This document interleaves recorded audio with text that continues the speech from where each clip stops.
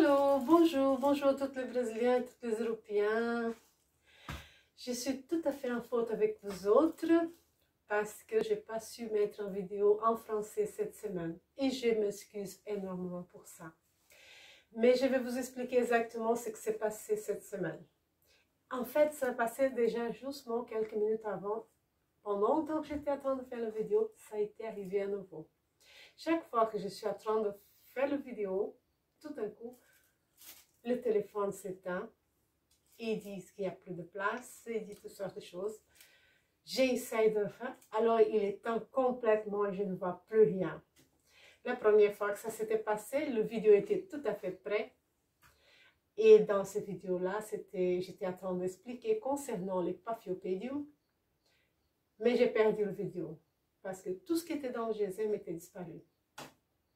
J'ai dit c'est normal, c'est parce que il commence à être usé, c'est tout à fait normal.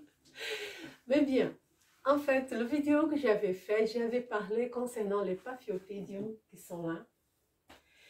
Que dans la maison, j'avais un substrat qui c'était génial, idéal. Les plantes restaient humides, une humidité, comme on pourrait dire, une humidité qui restait 2 jours humide et après elle séchait et les racines étaient toujours en bon état. Elles donnaient beaucoup de fleurs, c'était génial. Mais depuis que je les avais mis ici, l'humidité de cette substrat, ça a duré plus longtemps à sécher. Au lieu de 2 jours humides, il reste presque 4 jours humides. Il ne sèche pas assez vite et j'ai commencé à perdre les racines qui pourrissent. C'est pas bon. Les Paphiopédies doivent être humides, mais pas vraiment humides à un point de ne pas sécher après 4 jours. Donc, j'ai décidé de changer le substrat de toutes les Paphiopédium, tout ce qui sont là. J'ai changé pour essayer et ça commence à marcher. Et alors, je voulais vous montrer qu'est-ce que c'était exactement.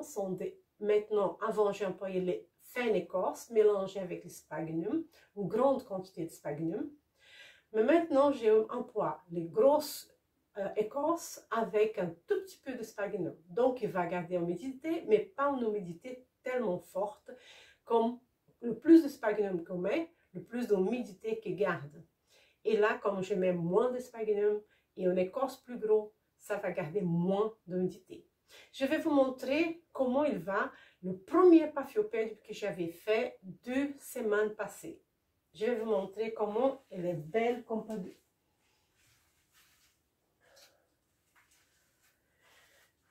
Regardez les racines, si vous pouvez bien regarder. C'est justement, je mets dans des pots transparents, c'est justement pour que je puisse surveiller de près les racines. Et regarde que les racines sont vraiment bien. Et elles donnent même déjà une nouvelle pousse ici dans le coin, si vous pouvez voir ici. Quelque part, je vais essayer de vous montrer, c'est ici dans le coin. Et elle est très belle en fait. Regarde, c'est une très belle plante, forte, assez bien. Et je suis presque 100% sûre que le maximum, 20 jours ou 30 maximum, on va compter un mois, elle va être en fleurs. Ça veut dire qu'elle est en bonne santé. Le nouveau substrat, c'est idéal pour ici. Donc, c'est comme ça que ça doit être. Je vais la remettre en place. Et je vous explique que ça doit être comme ça. Quand vous trouvez, il faut observer vos plantes chaque jour. Parce que ni tout le substrat est idéal pour chaque place. Donc, vous mettez un substrat, si vous trouvez que ce substrat est en train de pourrir ou est en train de sécher les racines, il faut absolument changer. Donc, vous devez utiliser ce qui ça va dans la place où les plantes, dans le moyen, dans la possibilité de mettre ce qui est de meilleur pour vos plantes. Mais comme maintenant, par exemple, j'ai plus de Paphio pour changer le substrat parce que j'ai déjà changé tout ce qui sont là. Elles sont tous déjà faites. J'ai oublié de vous montrer aussi un autre détail que j'ai fait aussi dernièrement. Je vais vous montrer. J'ai fait des trous dans toutes les pots, dans tous les petits pots, pour faire que l'humidité à l'intérieur, ça part plus vite. Ça aide énormément aussi. Quand je fais ces petits trous, surtout que je mets sur la table comme ça, Alors, le trou qui est en bas, l'eau ne part pas de la même manière. Mais avec les petits trous, elles vont partir vers ici. Ça va évaporer beaucoup plus facilement. Et la plante garde beaucoup plus de force et de bonne santé.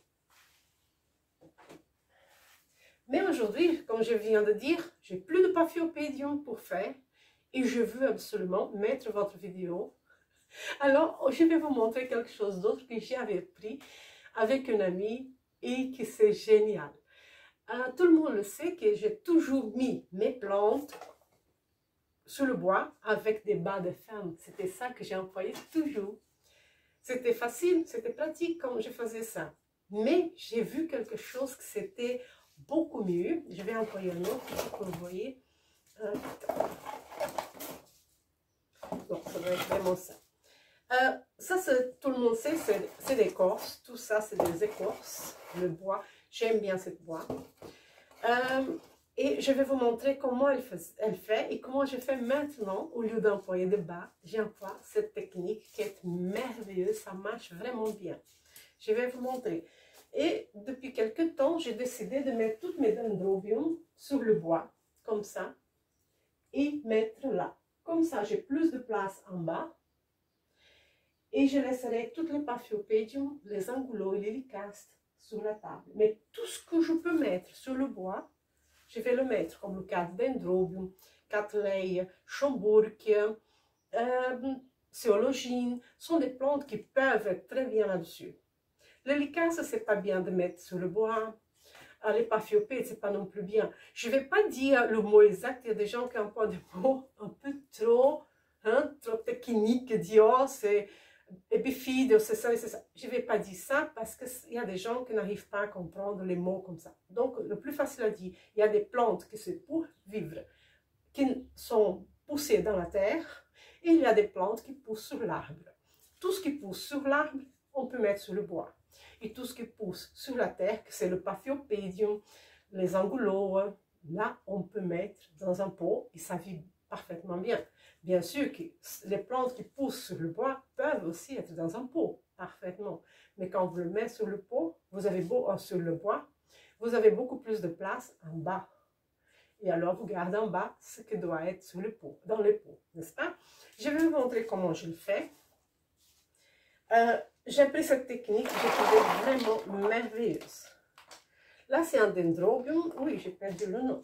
Je laissé tomber son nom ici quelque part, je crois. Ah, voilà. C'est un Dendrobium Ticifolium. Hein? Il était en fleur dernièrement. Je vais couper la tige qui est déjà séchée. Il est un petit bébé, c'est sa première floration. C'est la première fois qu'il donne des fleurs. Et je veux le mettre sur le bois. Bon, la première chose à faire, c'est de réfléchir à ça. La racine, la nouvelle plante, elle va sortir par là. Hein? Ça, c'est la vieille plante. Donc, on va mettre la nouvelle plante contre le bois. Elle doit être vraiment, c'est la nouvelle pousse, plus le morceau qui va donner de nouvelles pousses. Donc, tout qui est nouveau va être contre, ça doit être contre le bois. Pourquoi? Parce que c'est là qui va donner les nouvelles racines. Bien sûr que ces racines-là, elles peuvent bien sûr repousser sur elle-même parce qu'elle est en bonne santé, mais le plus important, c'est là. Et il faut mettre un tout petit peu de sphagnum dessus pour garder un peu l'humidité sur le bois. Donc, vous faites ça. Et ça, c'est le plus intéressant. C'est ça que je veux faire connaître. Ça s'appelle en portugais abraçadeira. En français, je ne sais pas, j'ai déjà cherché, je n'arrive pas. Mais on trouve ça partout en Europe. Chez Aldi même, il y a ça. Tout le monde connaît, si je vous montre comme ça. Regarde, c'est si simple à mettre, si facile à faire. C'est beaucoup plus facile que mon système d'avant, qui sont les bains. Regardez, vous faites là, vous le tiens, vous le passez et vous l'accrochez. Et vous l'accrochez. Et vous n'avez pas besoin de les deux mains pour donner le nœud. Regarde là. Et la plante est déjà accrochée. Quand je l'ai vu faire ça la première fois, j'ai dit, mon Dieu, ça c'est vraiment quelque chose de nouveau, quelque chose que ça va être parfaitement bien pour moi. Et voilà, je vais mettre un deuxième. Pourquoi je vais mettre un deuxième? Pour m'assurer que la racine soit bien stable sur le pot, sur le bois. Parce que c'est très important que la plante soit, elle se sent qu'elle est accrochée quelque part. Et à partir de ce moment-là, elle va donner de nouvelles racines parce qu'elle se sent protégée contre le bois.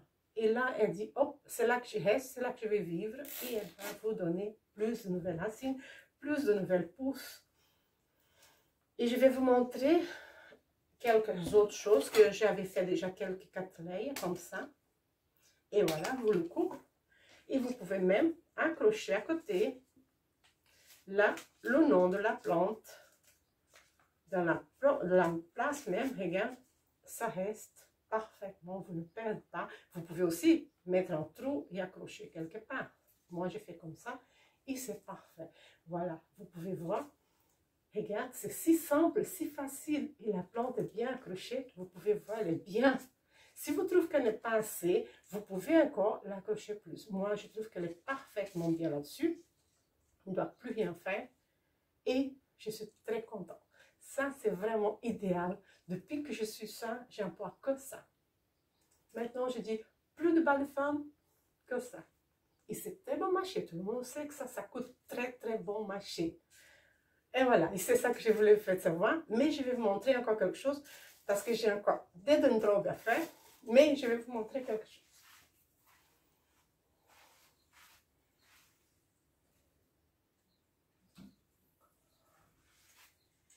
Regardez, ça fait même pas 20 jours que je l'avais fait. Je vous montre un peu plus près. Si je les bouge, vous pouvez voir la petite racine qui est déjà là. Vous voyez?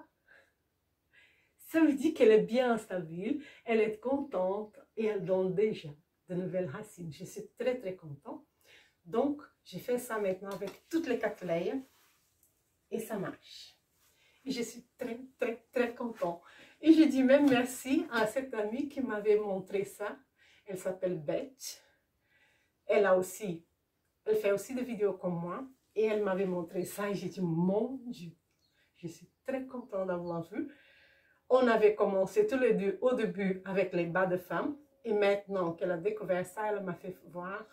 Et voilà, j'ai accroché aussi de la même manière avec la même chose. Et c'est parfait. Donc maintenant, je vous laisse savoir que ça, c'est aussi très pratique, pas cher, ça marche très bien. Et il y a une chose encore importante, ça ne pourrit jamais, ça ne sèche pas, ça ne va jamais décrocher de là. Elle va être parfaite. C'est plus facile que le bois pourrisse que le crochet.